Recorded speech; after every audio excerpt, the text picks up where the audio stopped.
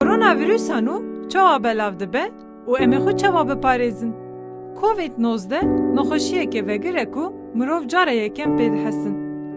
Sedema wî jî koronavirüsa nû ye.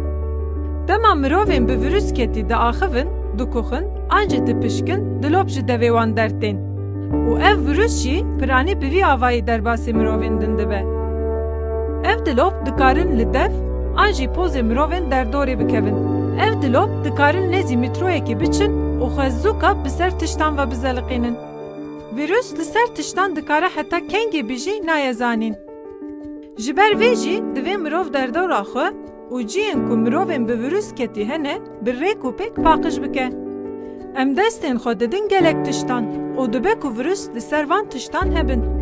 Ji ber vê jî divê em destê xwe nedin çav, poz an jî devê xwe. Ji ber ku destên qirêj dikarin virüsê derbasî laşê me bikin.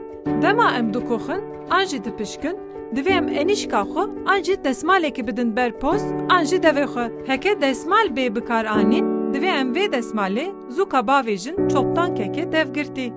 Heke em bixwazin pêşî li belavbûna virüsê bigirin, divê em di rojekî de gelek caran destê xwe bi sabûn û av an jî bi dezenfektan bişon. Destşûştin wê virüsê ji destê me bibe. Li xwe miqate bin û pêşî li belavbûna koronavirüsa nû bigirin. Rêxistina tenduristiya cîhanê.